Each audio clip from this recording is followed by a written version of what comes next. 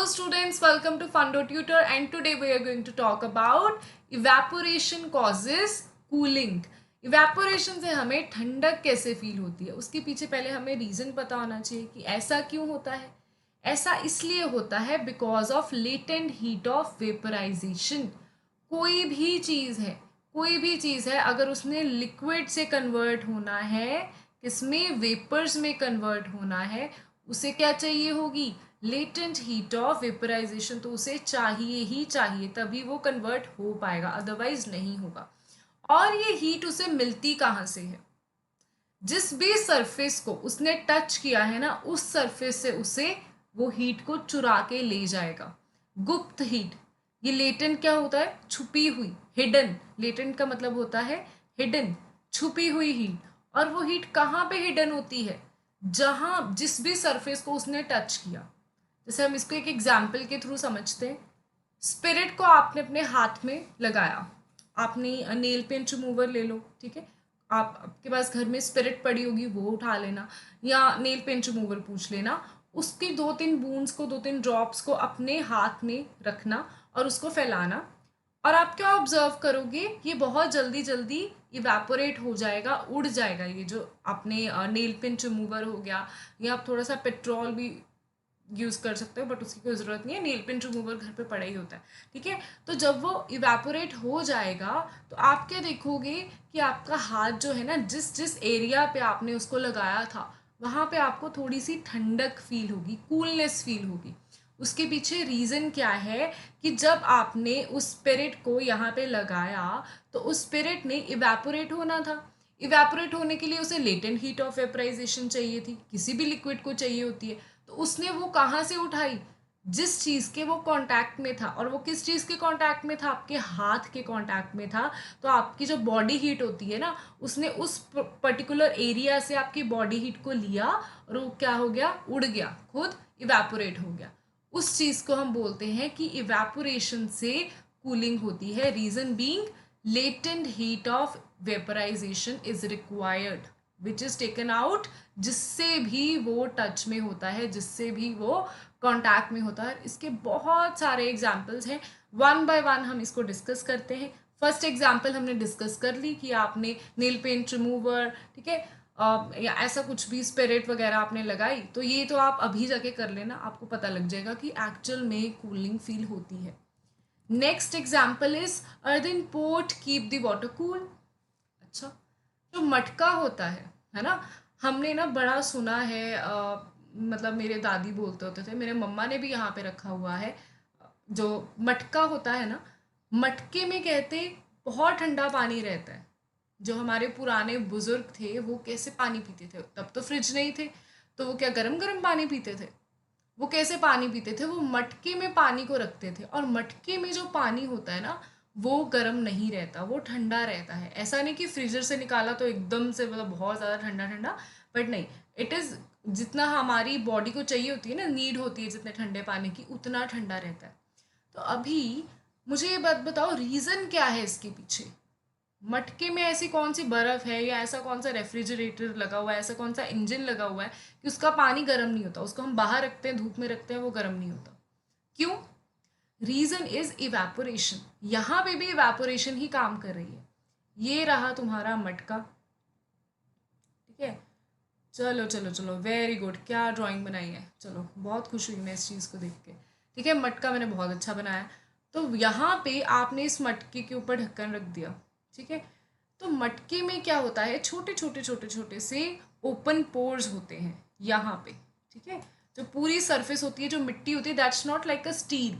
आपका जो स्टील का ग्लास है या जो ये बॉटल है प्लास्टिक की, अभी ऐसा नहीं है कि इसमें कुछ ओपन पोर्स है कि पानी थोड़ा सा बाहर आ जाएगा, नहीं, पॉसिबिलिटी नहीं है। बट जो मिट्टी होती है, वो मिट्टी का बना होता है मटका, तो वो क्या करते हैं, ओपन पोर्स होते हैं। उन्हीं ओपन पोर्स की वजह से ये जो अंदर वाला पानी है ना, ये क्या हो जाता है, एब्जॉर्ब हो जाता है बाय दैट मिट्टी, जिससे वो मटका बना हुआ है। तो ये जो पानी है, जब ये एब्जॉर्ब होके यहाँ पे अपनी सरफेस पे आ जाता है, इस सरफेस पे आ गया थोड़ा थोड़ा पानी, ऐसा नहीं कि हमें दिखना ही शुरू हो जाएगा, ठीक है। बट जो पानी है थ्रू ओपन पोर्स, ये क्या हो जाता है, उस मटके में एब्जॉर्ब हो जाता है एंड उसकी सरफेस पे आ जाता है। अभी बाहर क्या है, सनलाइट है, एटमॉस्फेयर है, उसकी वजह से क्या होगी, इवेपोरेशन होगी। इवेपोरेशन मैंने आपको बताया, इवेपोरेशन में क्या होगा, जो ये बाहर वाला पानी है ना, ये किस में कन्वर्ट हो जाएगा, वेपर्स में कन्वर्ट हो जाएगा। तो ये कैसे हो गया, ये थोड़ा थोड़ा थोड़ा थोड़ा बहुत मिनिमल से वेपर्स में कन्वर्ट हो गया। अब जब ये वेपर्स में कन्वर्ट होगा तो इसको क्या चाहिए होगी, लेटेंट हीट ऑफ वेपराइजेशन। वो लेटेंट हीट ऑफ वेपराइजेशन कहाँ से लेने वाला है, वो लेटेंट हीट ऑफ वेपराइजेशन लेगा ये जो अंदर वाला पानी है ना, यहाँ पे ये जो पानी है अंदर वाला, और ये जो मटके की जो सरफेस है उससे वो लेगा लेटेंट हीट ऑफ वेपराइजेशन। जैसे नेल पेंट रिमूवर ने आपकी पाम को, आपके हाथ को ठंडक सी फील करवा दी थी, वैसे ही ये मटके का पानी जो इसकी सरफेस पे आया, जब वो इवेपोरेट होगा तो ये मटके को ठंडक सी दे देगा, और उसके अंदर वाला जो पानी है इन दोनों से वो लेटेंट हीट ऑफ इवेपोरेशन छीन के ले जाएगा, और इसी वजह से इसको ठंडक सी दे देगा। इसी वजह से हमारा जो पानी है वो ठंडा रहता है, वो गर्म नहीं होता मटके के अंदर, and it is very beneficial for your health, सबसे अच्छा होता है वो। तो नेक्स्ट इज, उसके अगले एग्जाम्पल है, why we sprinkle water on ground in hot summer days. Again evaporation ही है सभी का आंसर। आपको क्वेश्चन आ सकता है सीधा कि ऐसा क्यों होता है, तो रीजन क्या है, इवेपोरेशन, उसको एक्सप्लेन भी करना होता है। आप हम तो एटलीस्ट करते थे, I don't know about you, because अभी आ चुके हैं एसी। जब हम छोटे होते थे तब कूलर होते थे, एसीज बहुत कम होते थे। तब क्या होता था, ग्राउंड में ना, जैसे हमारा जो घर के बाहर जो ग्राउंड होता है, या हमारी जो जिस सोसाइटी में हम रहते हैं वहाँ पे हम क्या करते थे, पानी को स्प्रिंकल कर देते थे। पानी को स्प्रिंकल क्यों करते थे, विलेजेस में तो ये बहुत ज़्यादा किया जाता है, ठीक है। तो हमारे जो ग्रैंड पेरेंट्स हैं वो इस चीज़ को करते थे बहुत ज़्यादा। इसके पीछे रीज़न क्या है, उनको भी साइंटिफिक सारे लॉजिक पता होते थे, है ना, कितने इंटेलिजेंट है हमारे इंसेस्टर्स। तो क्या करते थे, उसको स्प्रिंकल करने का रीज़न क्या था, इवेपोरेशन ओनली। इवेपोरेशन होती थी, जो पानी है, जैसे ये रहे आपका आपकी सड़क रही, यहाँ पे आपने क्या कर दिया, पानी को स्प्रिंकल कर दिया। अभी जब आपने इस यहाँ पे पानी को स्प्रिंकल किया तो ये जो पानी है ये क्या होगा, इवेपोरेट होगा, एटमॉस्फेयर में है तो ये इवेपोरेट होगा। इवेपोरेट होने के लिए इसे क्या चाहिए, लेटेंट हीट ऑफ वेपोराइजेशन चाहिए। लेटेंट हीट ऑफ वेपोराइजेशन कहाँ से लेगा, जिस भी सरफेस की कांटेक्ट में है वो, तो ये किसके कांटेक्ट में है, ये इस ग्राउंड की कांटेक्ट में है, इस वजह से ये क्या कर लेगा, इस ग्राउंड को क्या कर देगा, कूल कर देगा, ठंडा कर देगा। इसी वजह से जो हमारे इंसेस्टर्स हैं वो क्या करते थे, हमारे आजकल भी वैसे सभी करते ही हैं लोग, पर आजकल क्या है हमारे पास जो हमारी सरफेस है उसमें दैट इज़ पक्की है ना, हमने पत्थर वगैरह मार्बल लगा के उसको पूरा पक्का कर लिया है। बट पुराने ज़माने में क्या होते थे, इतनी पक्की सड़कें नहीं होती थी, इतने पक्के घर भी नहीं होते थे, तो वहाँ पे ज़्यादा यूज़ किया जाता था इस चीज़ को, है ना, वहाँ पे ज़्यादा यूज़ किया जाता था। वहाँ पे जो बहुत पुराने टाइम पे जो छोटे छोटे से हट्स बनाते थे ना लोग, तो इन हट्स में भी वो क्या करते थे, पानी को स्प्रिंकल यहाँ से भी कर देते, सारे हट को स्प्रिंकल कर देते थे पानी से। रीज़न क्या होता था, ताकि ये सारे हट है यहाँ पे हो जाए इवेपोरेशन, और उनका पूरा का पूरा जो घर है वो क्या हो जाए, ठंडा ठंडा हो जाए। वो उनका होता था बिना इलेक्ट्रिसिटी वाला एसी। तब तक ग्लोबल वार्मिंग भी नहीं थी, इतनी ज़्यादा गर्मी नहीं थी, है ना। अब तो आप अगर ऐसा कुछ करोगे तो बहुत कम टाइम के लिए ठंडा रहेगा, बट तब इतनी रेजिस्टेबल होती थी गर्मी कि आप ऐसा करके एटमॉस्फेयर को झेल पाते थे, राइट। तो what I do, I personally what I do, so जब कभी ऐसा होता है कि when I used to live in PGs, अगर आप हॉस्टल में रहोगे तो हॉस्टल में बहुत कम लोग होते हैं जो अफोर्ड कर पाते हैं कि एसीज में रहे, है ना। तो मैं रहती थी कूलर में। कूलर की भी आदत तो थी नहीं, गर्मी तो बहुत है यहाँ पे। तो क्या करते थे, हम अपना ब्लैंकेट को पूरा ऐसे पानी में भिगो के अपने ऊपर ले लेते थे। तो वहाँ पे भी क्या हो रही थी, हमें ठंडक मिल रही होती थी, वहाँ पे भी क्या हो रहा था, इवेपोरेशन हो रही थी। इवेपोरेशन की वजह से हमें जो ठंडक है, कूलनेस है, वो मिलती थी। तो इवेपोरेशन तो हमारी डेली लाइफ में हम इसका यूज़ करते ही रहते हैं बिना जाने कि ये क्यों हो रहा है। Next example is, sweating keeps our body cool. ये मैंने पहले भी बताया, लास्ट वीडियो में भी बताया, स्वेटिंग होती है, ठीक है। स्वेटिंग क्या करती है, जब आपको स्वेट आ रहा है, पसीना आ रहा है, पसीना क्या है, बॉडी का एक सिग्नल है कि तुम्हें अभी तुम्हारा जो बॉडी हीट है, बॉडी टेम्परेचर बहुत ज़्यादा हाई हो चुका है। अगर हमारा बॉडी टेम्परेचर ज़्यादा हाई हो जाए तो हमें क्या हो जाता है, फीवर हो जाता है। ठीक है, तो जब बॉडी का टेम्परेचर बहुत ज़्यादा हो जाता है तो हमें स्वेटिंग होनी शुरू हो जाती है, ताकि वो हमारी बॉडी का जो टेम्परेचर है उसको मेंटेन कर सके। उस बॉडी के टेम्परेचर को मेंटेन करने के लिए हुई स्वेटिंग। स्वेटिंग से क्या आपने देखा होगा कि जब है बहुत ज़्यादा गर्मी, अगर आपको पसीना आ रहा है ना तो आपको इनफैक्ट अच्छा फील होगा, क्योंकि पसीना आ रहा है, स्वेटिंग हो रही है, इसका मतलब ये रहा ये बच्चा, इसको हो रही है बहुत ज़्यादा स्वेटिंग। तो यहाँ पे है सन, ठीक है, इस सन ने क्या की, स्वेटिंग। और सन और एटमॉस्फेयर की वजह से हो रही है इवेपोरेशन, है ना, वाटर वेपर्स चाहिए, तो इवेपोरेशन होगी। इवेपोरेशन क्या करेगी, लेटेंट हीट ऑफ वेपराइजेशन लेके जाएगी, और वो कहाँ से लेके जाएगी, आपकी बॉडी से ही लेटेंट हीट ऑफ वेपराइजेशन को छीन लेगी, और आपकी बॉडी जो है उसको ठंडक फील होगी, उसको कूलनेस फील होगी। एंड सेम थिंग हमने देखा था, ह्यूमिडिटी की वजह से इवेपोरेशन कम हो जाती है। तो जब मॉनसून आता है, ये इवेपोरेशन नहीं हो पाती, तो हमें जो पसीना है तभी हमें चिप चिप चिप चिप फील होती है, हमें इरिटेटिंग सा एटमॉस्फेयर लगता है वो, right. So the next example is cotton clothes are better than synthetic clothes.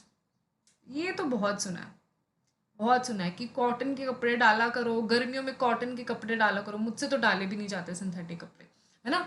Cotton के कपड़े क्यों डाले जाते हैं, ठीक है, ऐसा क्या है कॉटन के कपड़ों में।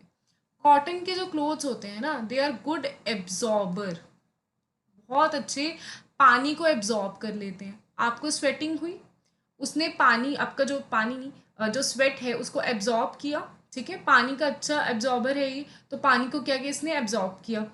जब इसने आपके स्वेट को एब्जॉर्ब कर लिया तो अब क्या होगा, फिर से इवेपोरेशन होने वाली है, फिर से इवेपोरेशन होगी। इवेपोरेशन की वजह से वो जो कॉटन का क्लोथ है वो क्या हो जाएगा, ठंडा हो जाएगा, क्योंकि उस क्लोथ से वो क्या ले लेगा, लेटेंट हीट ऑफ वेपराइजेशन ले जाएगा और खुद वेपर्स में कन्वर्ट हो जाएगा, और आपके जो क्लोथ है, आपका कॉटन क्लोथ है, उसको ठंडा कर देगा। इसकी वजह से आपको कंफर्टेबल फील होता है। अगर आप गर्मियों में कोई सिंथेटिक कपड़ा डालो, आपकी जान निकल जाएगी बाहर जाके। अगर आप डालो कॉटन का कपड़ा, you will still feel relieved and comfortable there, है ना। सिंथेटिक जो क्लोथ्स होते हैं ना, इनकी एब्जॉर्प्शन पावर इतनी नहीं होती, एब्जॉर्ब नहीं कर पाते आपके स्वेट को, उसी वजह से इवेपोरेशन नहीं हो पाती, और उसी वजह से हमें जो है चिप चिप गंदा सा फील होता रहता है, इरिटेशन सी फील होती रहती है, right. So where cotton clothes in summer specially. हाँ, तो ये कपड़े दिखाए हुए हैं इन्होंने कि इस तरीके के कपड़े डालो, ठीक है। सिंथेटिक कपड़ों को अवॉइड करो जब बहुत ज़्यादा गर्मी है, टोटली अवॉइड इट, ठीक है। कंफर्टेबल इज लाइक, अगर आप कंफर्टेबल क्लोथिंग डालते हो दैट इज़ फार बेटर। आपकी पर्सनैलिटी अपने आप एनहांस हो जाएगी अगर आप कंफर्टेबल हो। अगर आप कंफर्टेबल नहीं हो जो आपने डाला हुआ है, देन आप बस अंडर कॉन्फिडेंट ही रह जाओगे, right. So next is a desert cooler works better on a hot and dry day. Desert cooler बताया मैंने आपको कि जो कूलर वगैरह, अभी तो एसीज बहुत ज़्यादा आ गए हैं, तो कूलर हार्डली किसी के घर में होता है।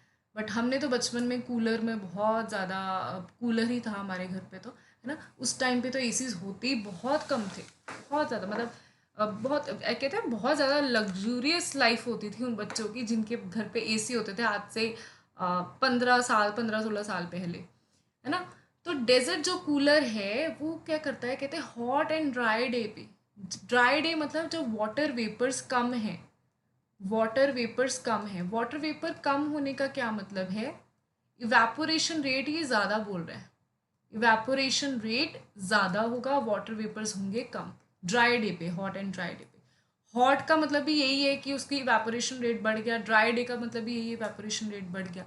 तो जब इवेपोरेशन रेट बढ़ जाता है ना, तब जो कूलर है वो हमें अच्छी ठंडी ठंडी हवा दे पाता है, ठीक है। अदरवाइज जो है वो हमें इतनी ठंडी ठंडी हवा नहीं दे पाता, क्योंकि जो डेजर्ट कूलर होता है वो भी इवेपोरेशन के कंसेप्ट से ही वर्क करता है। अगर इवेपोरेशन ज़्यादा होगी तब हमें ठंडी हवा मिलेगी, अदरवाइज हमें वो बस हवा ही देगा गरम गरम सी, जो हमें एक लू की तरह लगेगी कि ये तो बहुत गरम गरम हवा दे रहा है ना। जितना ह्यूमिडिटी होगी कम, उतने वाटर वेपर्स जो हैं वो कम होंगे, उतनी ज़्यादा इवेपोरेशन होगी, उतना अच्छा वो डेजर्ट कूलर जो है वो वर्क करेगा।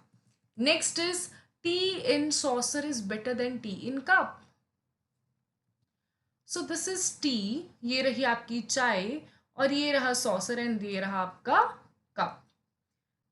तो यहाँ पे क्या होगा, ये टी को जब आप सॉसर में डालते हो, आप क्या कर रहे हो, उसका सरफेस एरिया इंक्रीज कर रहे हो। ठीक है, ये बताया था कि अगर हमारा सरफेस एरिया जो है वो इंक्रीज हो जाता है तब क्या हो जाती है, इवेपोरेशन रेट बढ़ जाता है। और जब इवेपोरेशन रेट बढ़ जाता है तो क्या हमें उस चीज़ को ठंडा करना, हम क्या करते हैं बेसिकली, जब बहुत गर्म चाय होती है ना, तो हमारे जो पेरेंट्स हैं वो क्या करते हैं, हमें एक छोटी सी साथ में कटोरी दे देते हैं कि इसमें चाय को डाल लो।